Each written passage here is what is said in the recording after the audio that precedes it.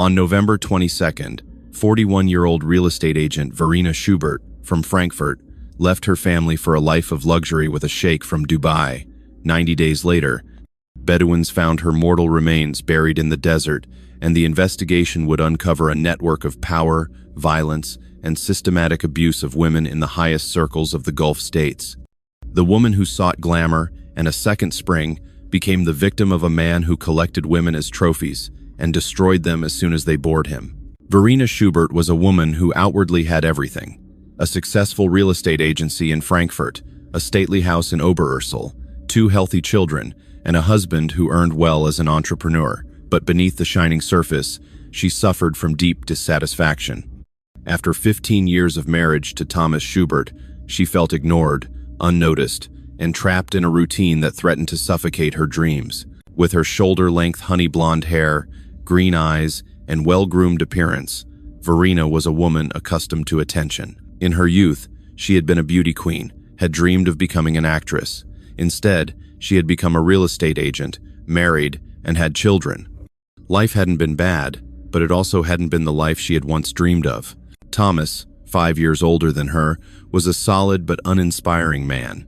He ran a medium-sized logistics company, worked a lot, and had little time for romantic gestures. The marriage had become friendly, but passionless. The children, Lena, 17 years old, and David, 14, were at the age where they went their own ways and barely needed their mother anymore. "Sometimes I feel like I'm invisible," Verena had confided to her best friend, Martina. "Thomas no longer sees me as a woman. To him, I'm just the mother of his children and the manager of his household." Sheikh Rashid Al Hamdan appeared in her life like a figure from the Arabian Nights. The 45-year-old man from Dubai embodied everything missing in her life: exoticism, passion, boundless luxury, and the attention of a man who treated her like a goddess. As a member of a side branch of Dubai's ruling family, he possessed immeasurable wealth and moved in circles where millions of euros were treated like pocket change. But behind the facade of the charming sheikh lurked a monster. Rashid Al Hamdan was a sadistic psychopath who used his power and wealth to lure Western women, isolate them, and then torture them. In his palace in Dubai, he had already held and abused several women captive. Some had disappeared, others had returned to their home countries with broken souls, too traumatized and intimidated to speak about their experiences. Verena and Rashid first met at a real estate fair in Frankfurt. He was there to invest in German luxury properties. She was there to offer her services as an agent. The encounter seemed coincidental, but Rashid had already targeted her weeks earlier. He collected information about wealthy, dissatisfied German women with the care of a hunter studying his prey. What began as a harmless business relationship developed into an affair that would destroy Verena's life and that of her family forever. The sheikh promised her a life from a fairy tale: palaces, yachts, diamonds, and a love that would fulfill all her dreams. Instead, her path led directly to hell. The Frankfurt Real Estate Fair in September was an important business appointment for Verena Schubert. As a successful agent for luxury properties, she moved in circles of wealthy investors and knew how to impress potential clients. That morning, she had dressed with particular care: a tailored navy blue suit, discreet but expensive jewelry, and her best pumps. Her firm's booth was strategically well placed, and Verena was already conducting her third sales conversation of the day when she first saw him. Sheikh Rashid Al Hamdan moved through the exhibition hall like a king inspecting his realm.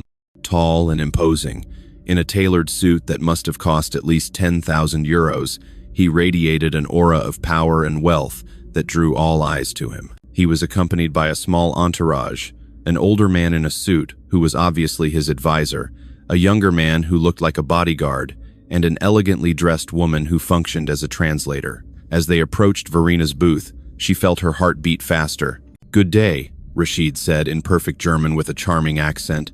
"I heard you're a specialist for luxury real estate in Germany." Verena smiled her most professional smile. "That's correct. Verena Schubert, pleased to meet you." Sheikh Rashid Al Hamdan, he introduced himself, and gallantly kissed her hand. "I'm looking for investment opportunities in Germany. Perhaps you can help me." The next hour passed like lightning.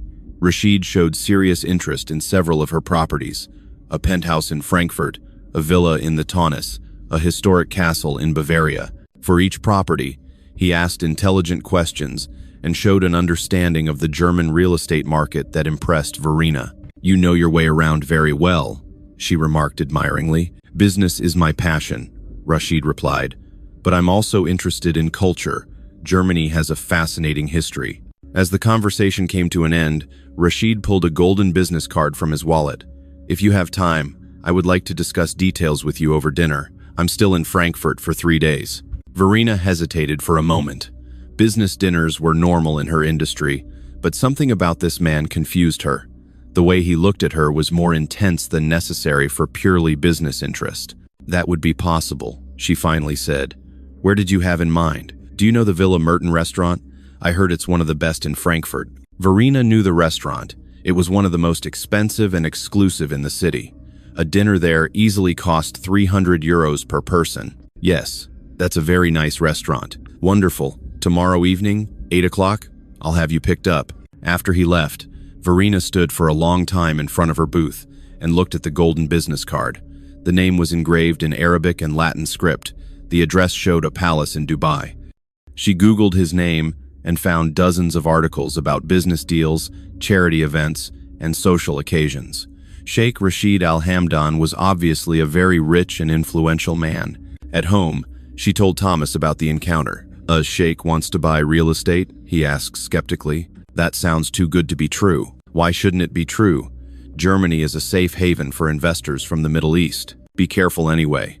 These people sometimes have other intentions." Verena was annoyed by Thomas's pessimism.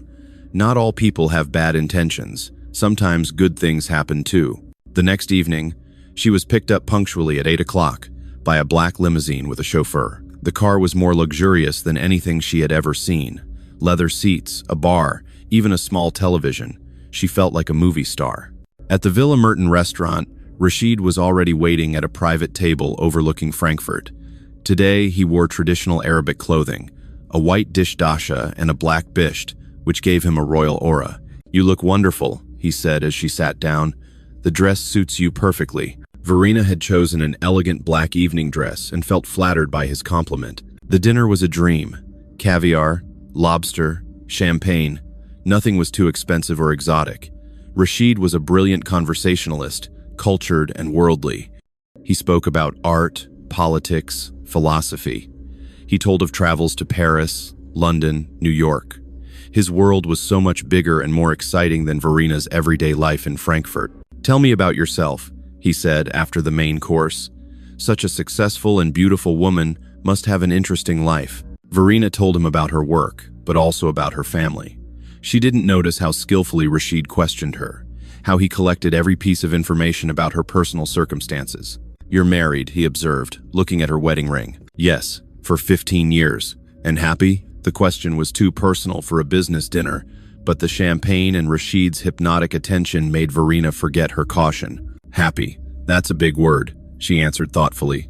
"Content, perhaps." "Contentment is the death of passion," Rashid said quietly. "A woman like you deserves more than just contentment." When he brought her home, he kissed her hand goodbye. "It was a wonderful evening. I hope we'll see each other again soon." Verena went into the house as if dreaming.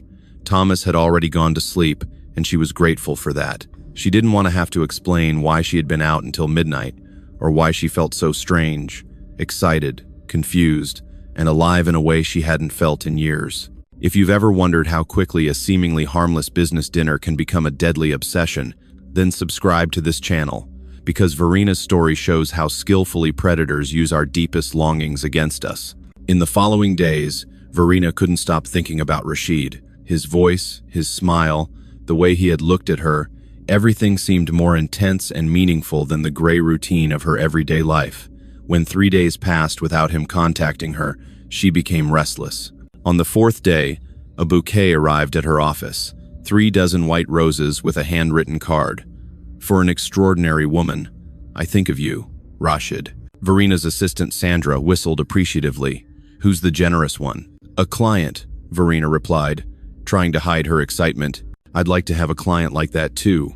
That evening, Rashid called. "Did you receive the flowers?" "Yes, they're beautiful." "That wasn't necessary. For you, everything is necessary. I'm flying back to Dubai tonight, but I can't forget you." The words made Verena's heart beat faster. That's very kind. Have you ever visited Dubai? No, never. You would love it. It's a city like from a fairy tale.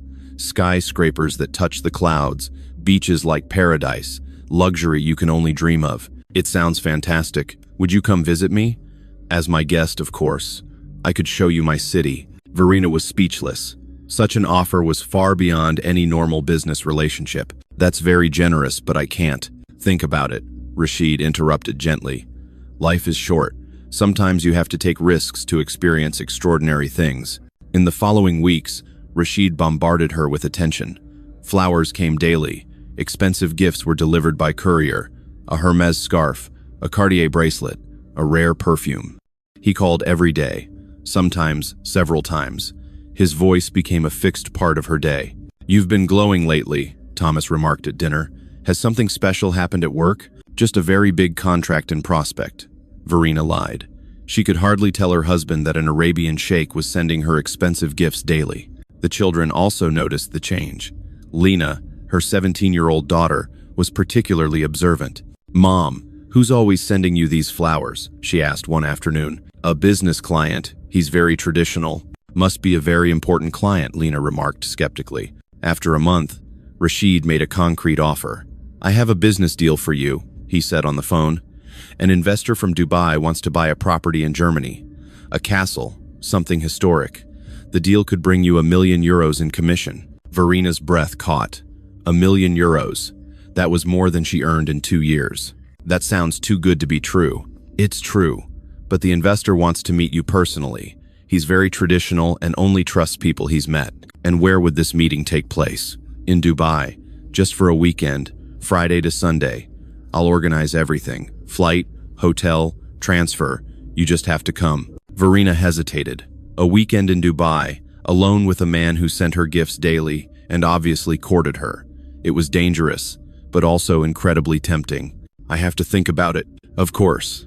But also think about this. Opportunities like this don't come often in life. That evening, Verena lay awake thinking about the offer. €1,000,000 would give her financial independence. She could start her own office, wouldn't have to depend on Thomas anymore.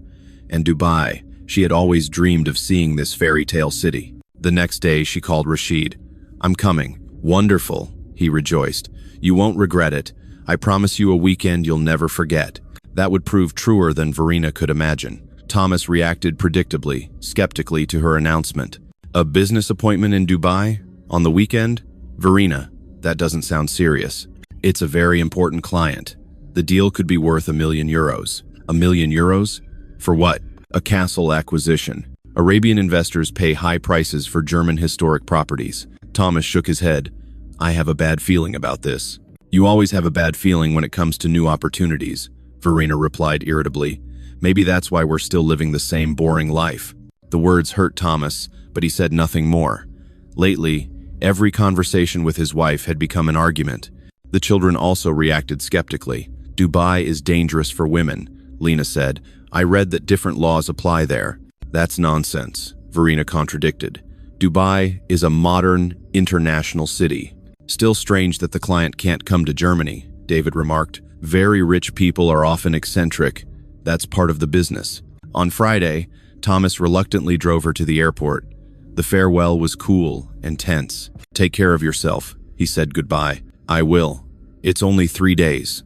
But as Verena boarded the luxury Emirates plane, Rashid had booked her a first-class ticket. She already knew this wouldn't be a normal business trip. She was on her way to an adventure that could fulfill all her dreams or destroy her life. The flight to Dubai was a foretaste of the luxury awaiting Verena. In Emirates first class, there were private cabins with beds, personal service, and the finest champagne. When the plane landed in Dubai, and she looked through the huge glass windows of the terminal, her breath caught. The city was even more spectacular than in all the photos. Glittering skyscrapers reaching into the sky, and behind them the endless expanse of the desert. Rashid was waiting for her personally at the airport, accompanied by 2 men in dark suits. Today, he wore a traditional white dish dasha and a golden watch that must have cost at least €100,000. Welcome to my city, he said, kissing her hand. How was the flight? Incredible, Verena answered honestly. I've never traveled so luxuriously. This is just the beginning. The transfer was in a golden Rolls-Royce with a chauffeur. During the drive through Dubai, Rashid showed her the sights, the Burj Khalifa, the Palm Island, the marina. Everything was bigger, more glittering, and more spectacular than Verena had imagined. "Where's the hotel?" she asked when they had been driving for over an hour. "What hotel?" Rashid smiled. "You're my personal guest. You'll stay in my palace." Verena became uneasy. "Rashid, that's too much. I thought we had a business meeting." "Of course we do, but business is conducted differently in the Arab world than in Germany. Hospitality is sacred to us." Rashid Al Hamdan's palace was on the outskirts of Dubai, surrounded by high walls and guarded by security personnel. As the Golden Gates opened, the Rolls-Royce drove through a manicured garden with palm trees, fountains, and exotic flowers. The main building was a mixture of traditional Arabic and modern architecture. Marble columns, gilded domes, and huge glass fronts formed an impressive backdrop. Inside, everything was even more opulent. Persian carpets, crystal chandeliers, gold decorations, and furniture that looked like it came from a museum. "This is incredible," Verena stammered. "Like a fairy tale palace." "For a fairy tale princess," Rashid replied, leading her through the halls. He showed her to her suite, an apartment with bedroom, living room, walk-in closet, and a bathroom of black marble with gold-plated fixtures. New dresses were already laid out on the bed, designer robes in her size. "How could you know my size?" Verena asked, surprised. "I pay attention to details," Rashid smiled mysteriously. "This is all too much. I can't accept this." Rashid stepped closer and took her hands. "Verena, you don't yet understand what you mean to me. Since our first meeting, I can think of nothing but you. You're not just a business partner. You're the woman I've waited for my whole life." The words hit Verena like lightning. "Rashid, I know it's crazy. I know you're married. But sometimes you can't escape fate. Sometimes true love finds a way." Verena was overwhelmed. This powerful, rich, fascinating man loved her. After 15 years of boring marriage, she felt desirable again for the first time. "I don't know what to say." "Say nothing. Just feel. Stay these 3 days and let me show you what love really means." That evening, there was a private dinner on the terrace, overlooking the illuminated city. The table was set with the finest porcelain and crystal. Candles burned everywhere, and a string quartet played softly in the background. "Where is the investor I was supposed to talk to?" Verena asked during dinner. "Patience," Rashid replied. "Business has time. Tonight we're just a man and a woman getting to know each other." The evening was romantic and seductive. Rashid was a charming host, and the expensive wine made Verena's last inhibitions disappear. When he asked her to dance after dinner, she let it happen. When he kissed her, she kissed back. "Stay with me tonight," he whispered in her ear. "I can't. I'm married. You're thousands of kilometers away from your husband. What he doesn't know can't hurt him." That night, Verena broke her marriage vows for the first time in her 15-year marriage. In Rashid's arms, she felt alive and desirable, like she hadn't in a long time. She suppressed all thoughts of Thomas and the children and let herself be carried away by passion. The next 2 days passed like a dream. Rashid pampered Verena like a queen. They flew over the city in his private helicopter, toured his yacht, went shopping in Dubai's most exclusive stores. Everywhere they appeared, they were treated like royalty. "Do you like the bracelet?" Rashid asked in a jewelry store, pointing to a diamond bracelet that cost 200,000 euros. "It's beautiful, but much too expensive." "Nothing is too expensive for you." He waved to the salesperson. "We'll take it." Verena protested, but Rashid wouldn't hear any objections. "You must learn to let yourself be spoiled. You deserve all these beautiful things." On Saturday evening, Rashid made a proposal that seemed to exceed all her dreams. "Verena," he said as they watched the sunset on the terrace, "I want to marry you." Verena almost choked on her champagne. "What?" "I want to make you my wife. I want you to stay here and become my princess." "Rashid, that's impossible. I'm married. I have children. You can get divorced. Your children can visit, or we can bring them here. Money doesn't matter. It's not that simple." Rashid knelt before her and pulled out a small box. Inside was a diamond ring so large that Verena initially thought it was fake. 20 carats, Rashid said proudly. "Flawless. Like you." "Rashid, get up. This is crazy." "Love is always crazy. But it's also the only thing that really matters in life." Verena stared at the ring. It was beautiful, but also frightening. It represented a decision that would change her entire life. I need time to think. Of course. But remember, in Germany, you have a life of mediocrity. Here you have a life of splendor. Here you can be the woman you really are. On Sunday evening, Rashid brought her to the airport. The farewell was tearful and passionate. I can't let you go, he said, holding her tightly. I have to. My family, your true family is here, with me. Think about my proposal. I'm waiting for your answer. On the plane to Frankfurt, Verena was completely confused. Her head told her she was crazy to even consider Rashid's offer, but her heart was already longing to return to the Golden Palace. Thomas picked her up at the airport. He looked tired and worried. How was it? He asked. Successful, Verena lied. The deal is going through. But Thomas noticed something was different. His wife seemed absent and restless. She avoided looking him in the eyes and flinched when he touched her. The children also noticed the change. Mom seems so strange, Lena said to her brother David. Since she came back from Dubai, she's like a different person. Maybe she's just tired, David replied, but he was worried too. In the following weeks, Rashid again bombarded Verena with calls and gifts. Every day he begged her to come back to him.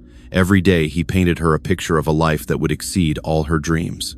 I found a house for you, he told her on the phone, right by the sea, with its own beach and service. You'd never have to work again. Rashid, it's not that simple. Yes, it is simple. You just have to say yes. I'll take care of everything else. What about my children? You can bring them. I'll adopt them. They'll be prince and princess. And if they don't want to, they will want to. What child wouldn't want to live in a palace? Verena was torn. Part of her knew Rashid's offers were too good to be true, but another part longed for the luxury, excitement, and passion he promised. The decisive moment came on a rainy November evening. Thomas was away on business. The children were at friends' houses. Verena sat alone in her house, looking out at gray Frankfurt. Life seemed infinitely dull and meaningless. Then the phone rang. It was Rashid. I can't stand it anymore, he said with a desperate voice. I need you here. I can't eat, can't sleep. You're missing like air to breathe. I feel the same way, Verena admitted. Then come. Immediately. I'll send you a ticket. Come forever. Verena closed her eyes. It was crazy, but she couldn't help herself. Okay, she whispered. I'm coming. The next morning, Verena secretly packed her most important things. She told no one about her plan. Not Thomas, not the children, not her best friend Martina. She left only a letter, which she placed on Thomas's desk. Thomas, when you read this, I'm already gone. I've found someone who loves me the way I want to be loved. I'm sorry about the children, but they'll understand when they're older. I need this. I deserve this. Please don't try to find me or bring me back. My decision is final.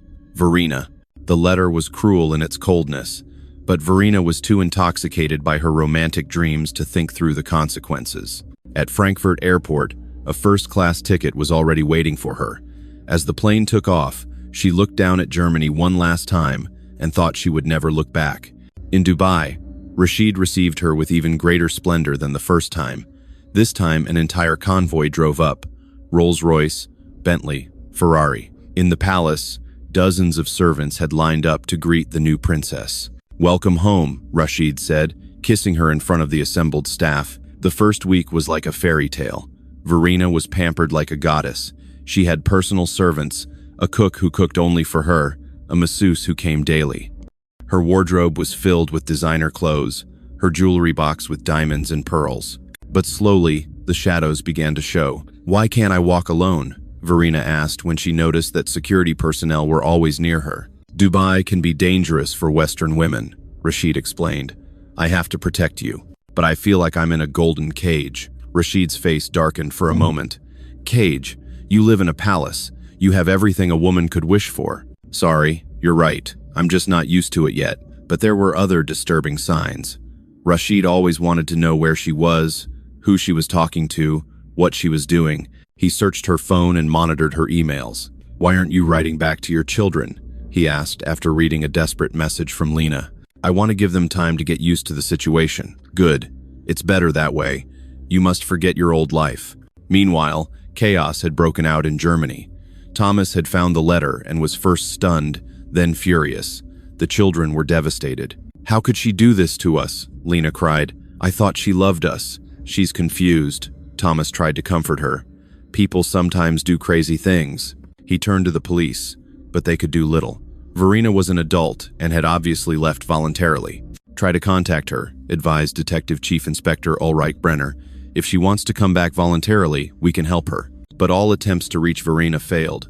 Her phone was switched off. Her emails remained unanswered. After a month in Dubai, Rashid's true nature began to show through.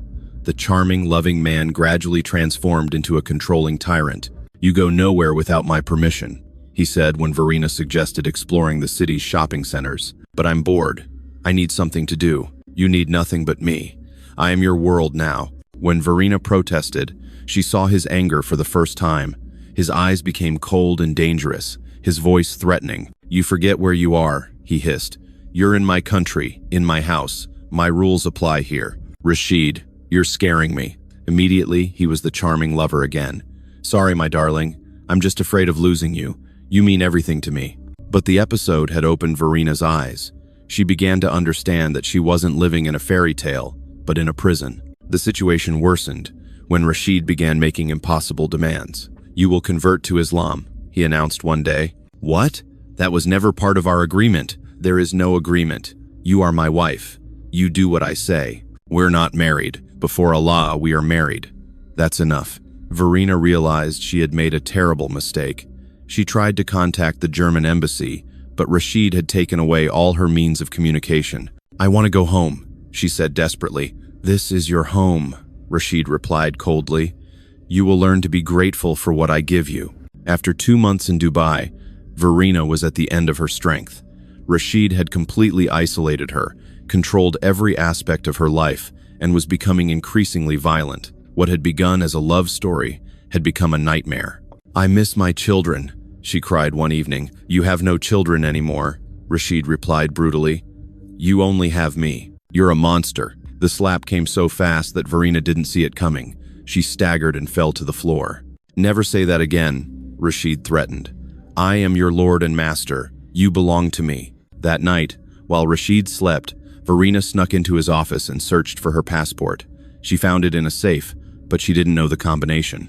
"Looking for something?" Rashid's voice asked behind her. Verena spun around. He stood in the doorway, his eyes sparkling with rage. I couldn't sleep." "You're lying. You wanted to flee." He grabbed her arm and dragged her from the office. "You don't understand what situation you're in." He locked her in her room. From then on, she was guarded around the clock. But Verena didn't give up. She observed the guards' routines, looked for weaknesses in the system. Her chance came during Ramadan, when most of the servants were busy with the breaking of the fast. She used a ground-floor window to escape from the palace. In the darkness, she ran through the gardens and over the wall. Barefoot and wearing only a nightgown, she wandered through Dubai's streets. A taxi driver finally found her, completely exhausted and frightened. He brought her to the German embassy. "Please help me," she pleaded with the consul. "He's holding me captive. He has my passport." German consul Dr. Hermann was shocked by Verena's condition. She was emaciated, had bruises, and seemed completely traumatized. "We will help you," he promised, "but we must proceed carefully. Sheikh al-Hamdan is a powerful man." Rashid was beside himself with rage over Verena's escape.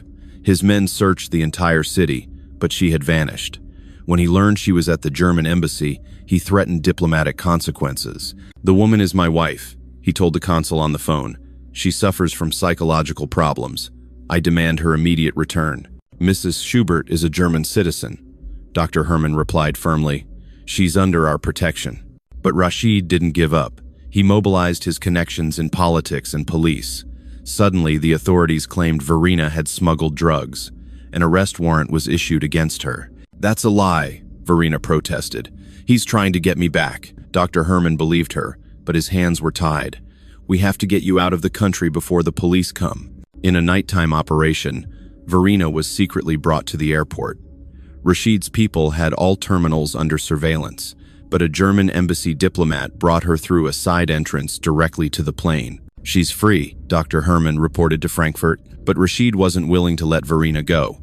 If he couldn't have her, no one should have her. Verena landed in Frankfurt on February 20th. Thomas and the children picked her up, overjoyed at her return. She was thin and disturbed, but alive. "I'm so sorry," she cried in Thomas's arms. "I was so stupid. That's over." He comforted her. "You're home. You're safe." But Rashid had other plans. His pride and ego couldn't bear the humiliation. He had considered Verena his property, and no one was allowed to steal his property. He commissioned Hassan, one of his most loyal men, to kill Verena. Hassan was a former soldier, brutal and efficient. For $1 million, he would eliminate anyone. On March 3rd, 2 weeks after her return, Verena was alone at home. Thomas was at work, the children at school. She was looking forward to finally living a normal life again. Hassan broke in through the patio door. Verena heard the glass shatter and ran to the front door, but he was faster. "You should have stayed with my master," he said with a cold voice. "Please," Verena pleaded. "I have children." That's not his problem anymore. The fight was brief. Hassan was a professional. Verena, a desperate housewife. He strangled her with his bare hands until she stopped fighting. Then he disappeared, as silently as he had come. Thomas found Verena's body when he came home in the evening. His scream echoed through the entire house. Detective Chief Inspector Ulrich Brenner took over the investigation into Verena's murder case. The 49-year-old policewoman had experience with international criminal cases, but this case was complicated. "There are no traces," her colleague reported. "Professional work, no fingerprints, no DNA. What about the husband? Alibi is clean. He was in the office all day, dozens of witnesses." Brenner studied Verena's story. The connection to Sheikh al-Hamdan was obvious, but nothing could be proven. "We need someone who knows the system from the inside," she told her team. The breakthrough came through Karim Haddad, an Arab investigative journalist who had been researching corruption in the Gulf states for years. Haddad had long suspected Rashid al-Hamdan. "He's a monster," Haddad told Brenner. "I know at least 5 women who disappeared after getting involved with him. Can you get us evidence?" "I know someone, a former bodyguard of al-Hamdan. He's willing to talk." The bodyguard, Omar, confirmed the worst fears. Rashid al-Hamdan was a serial killer who lured Western women, abused them, and then had them killed. "He collects them like trophies," Omar told them. "When they bore him or cause too much trouble, they disappear." What about Verena Schubert? He was furious about her escape. He swore revenge. The evidence was sufficient for an international arrest warrant. Rashid al-Hamdan was wanted by Interpol, but he had vanished. His family claimed he was on a pilgrimage to Mecca. Thomas Schubert fought for justice for his murdered wife. He sued the German government for not protecting Verena sufficiently. He founded a foundation to warn other women against similar fates. "Verena was naive," he said in an interview, "but she wasn't stupid. She was just a lonely woman who wanted to be loved. That can happen to anyone." Lena and David Schubert suffered for years from the loss of their mother. Lena later studied law and specialized in international criminal law. She swore she would help other victims. "My mother died because a rich man thought he could do whatever he wanted with people," she said at her university graduation. "I will ensure that something like this never happens again."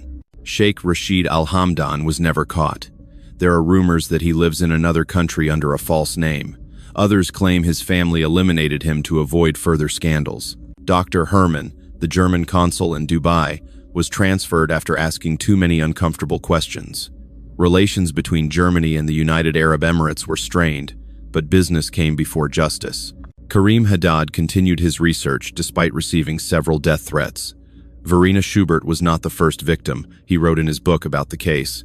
And she won't be the last as long as money is more important than human lives. 5 years after Verena's death, Thomas started a new family. He married Andrea, a teacher who loved his children like her own. But Verena's photo still hung in the living room, a reminder of the woman who had risked everything for a dream that turned out to be a nightmare. "She just wanted to be happy," Thomas said at Verena's grave. Is that too much to ask? The answer blows in the wind over Frankfurt Cemetery, where Verena Schubert has found her final rest.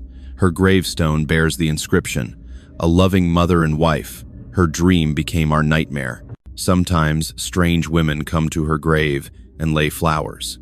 Women who have experienced similar stories, who resisted the temptation of exotic men and grand promises, or who were lucky enough to escape in time. Verena's story became a symbol of the dangers that arise when loneliness meets unscrupulous manipulation.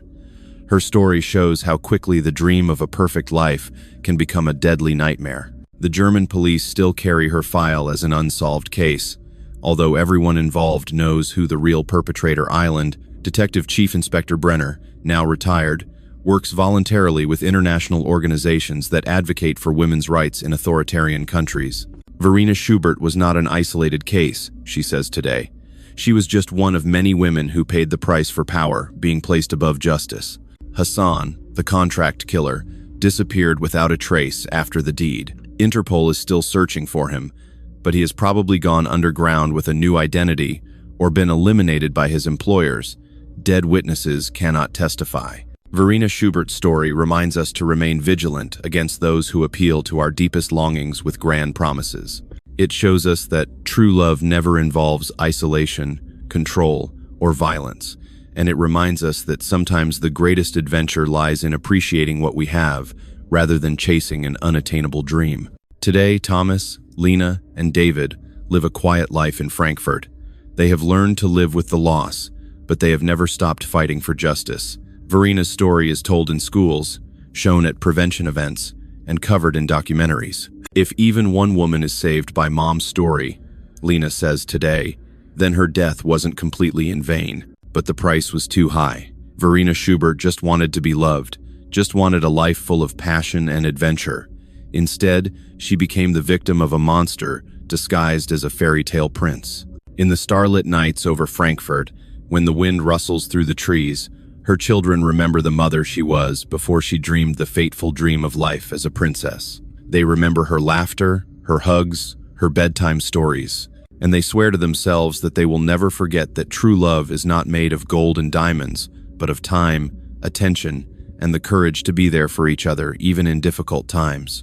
Verena Schubert's last journey did not end in a palace, but in a quiet cemetery in her hometown.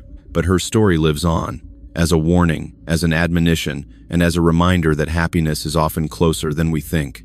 Sometimes the greatest adventure is learning to appreciate what we have, rather than chasing an impossible dream that leads us away from those who truly love us.